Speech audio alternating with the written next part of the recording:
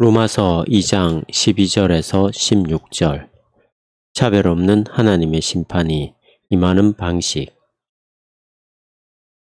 무릇 율법 밖에서 죄지은 사람은 율법 밖에서 심판받을 것이고, 율법 안에서 죄지은 사람은 율법으로 말미암아 심판받을 것입니다.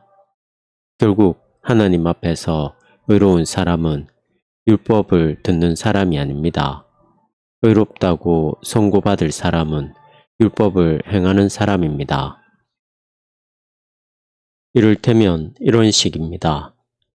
이방인은 날 때부터 율법이 없지만 그들이 율법이 말하는 것을 행할 때마다 율법이 없더라도 자기가 자기에게 율법이 됩니다.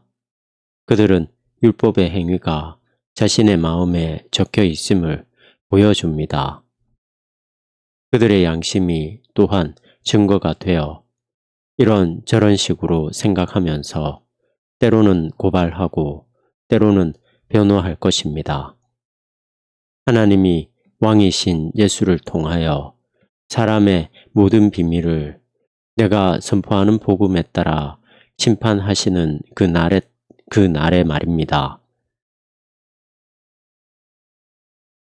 앞에서 나는 새로운 법을 만들어서 아무도 읽을 수 없는 곳에 붙여둔 미치광이 황제 칼리굴라를 언급했다. 그런데 만일 바울이 하나님이 모든 인류를 완전히 차별 없이 심판하실 것이라고 선언했다면 그는 칼리굴라와 같은 문제에 봉착할 수밖에 없다. 분명 하나님의 백성인 유대인은 먼저 출발하지 않았는가? 하나님이 유대인에게 자신의 율법을 주시지 않았는가? 이는 곧 유대인은 하나님이 원하시는 것을 행하기에 훨씬 더 유리한 입장이라는 의미가 아닌가? 그렇다면 나머지 사람들에게는 불공평한 것이 아닌가?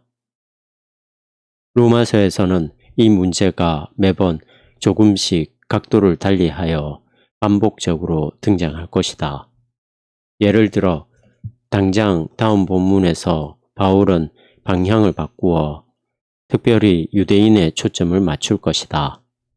그러면서 유대인이 실제로 율법을 소유하는 특권을 받긴 했지만 그 특권이 그들에게 전혀 유익이 되지 않음을 보여줄 것이다. 왜냐하면 예언자들의 지적처럼 애석하게도 이스라엘 전체가 율법을 지키지 못했기 때문이다.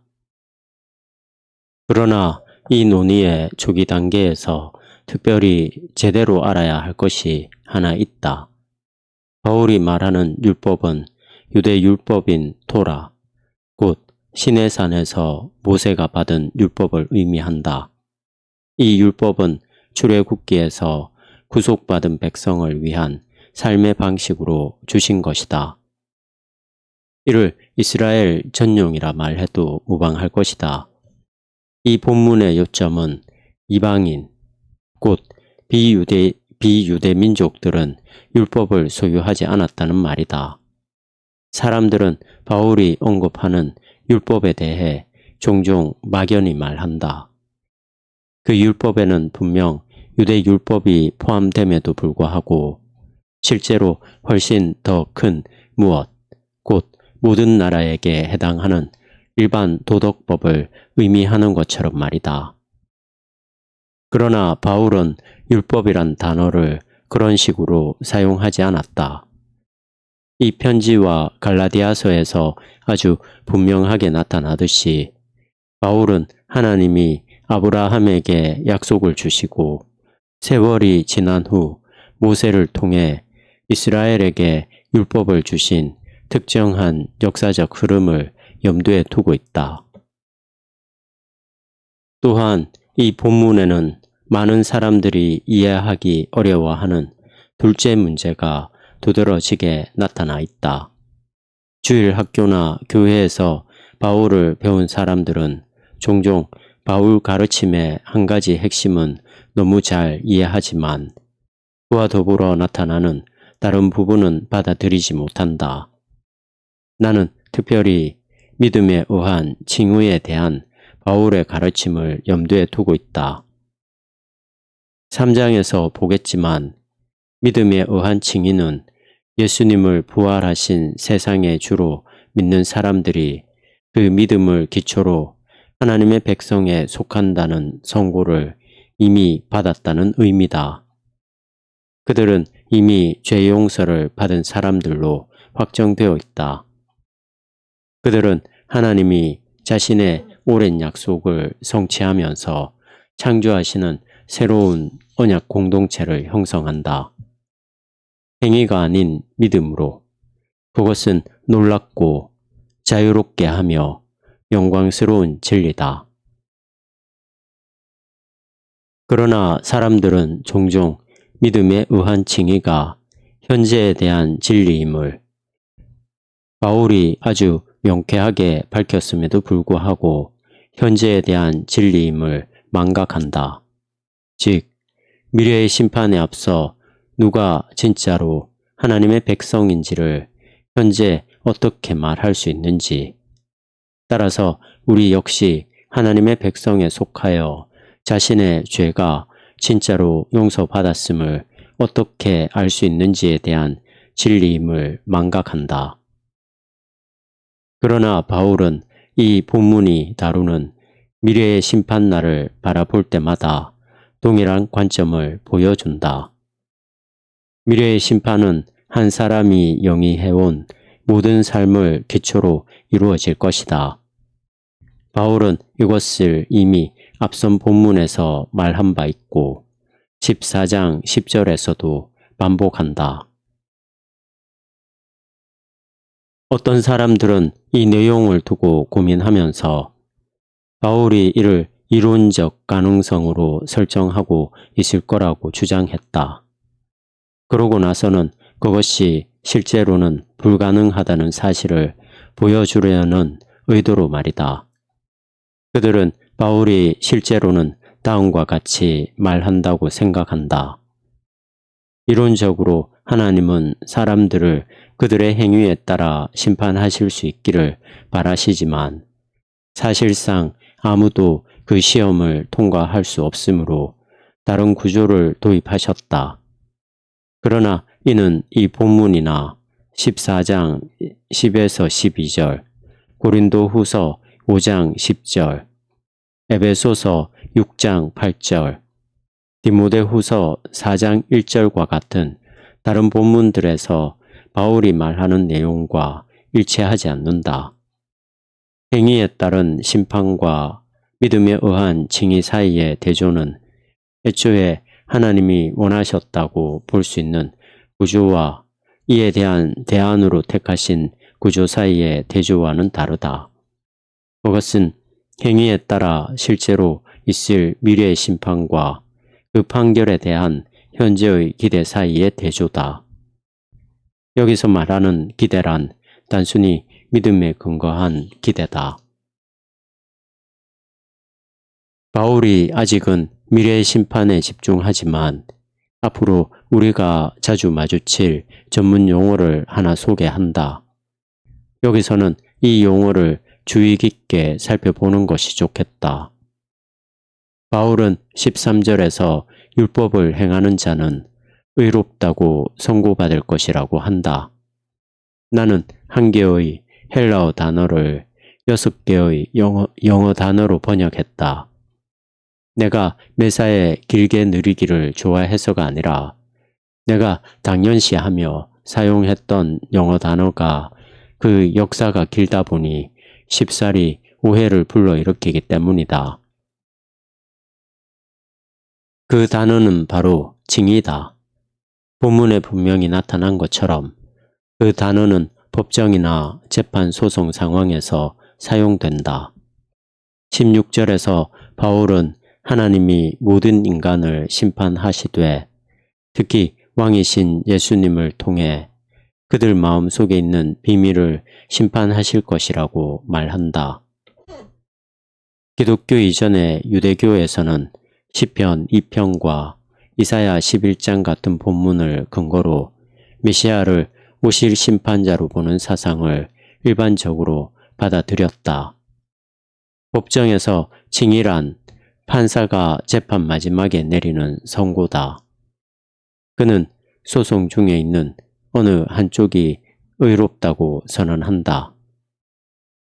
사건은 잘 종결되고 판사는 그들을 만족시킨 셈이다.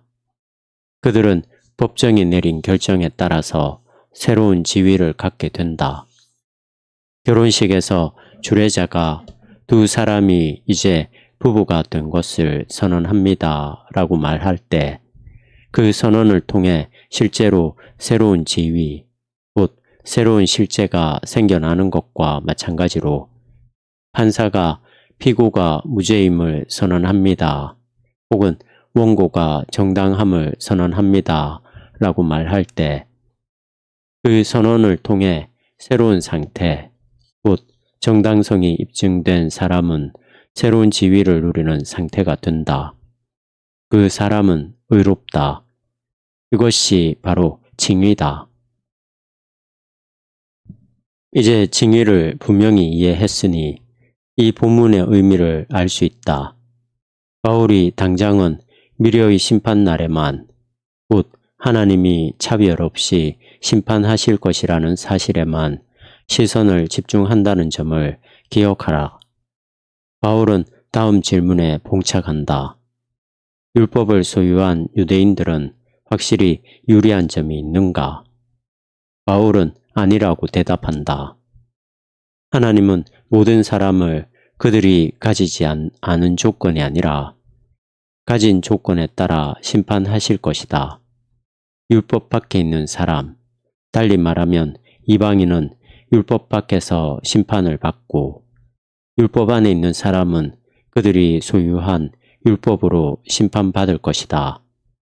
결국 중요한 것은 그저 율법을 소유하는 것이 아니라 율법을 행하는 것이다. 그러면 이방인은 어떻게 되는가?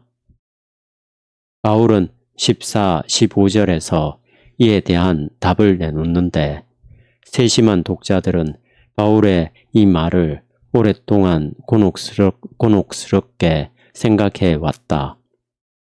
나 역시 여러 해 동안 그 문제를 연구했지만 아직도 어떤 식으로 이해해야 할지 확실하지 않을 때가 많다.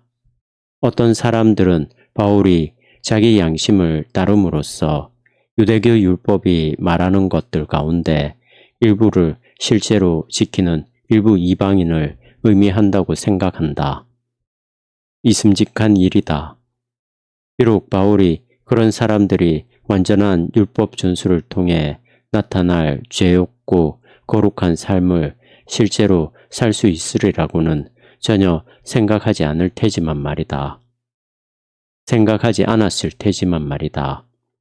다른 가능성으로는 바울이 아주 다른 무언가를 2장 26에서 29절과 로마서의 다른 곳에서도 자주 돌아보게 되는 무언가를 암시했을 수도 있다. 곧 복음 자체로 말미암아 새로운 범주의 이방인이 형성된다는 것이다. 그들은 성령으로 말미암아 그들 마음에 적힌 하나님의 율법을 소유하는, 그리하여 율법이 요구하는 것을 새로운 방식으로 알게 된 이방인 범주를 말한다. 이 역시 가능하다.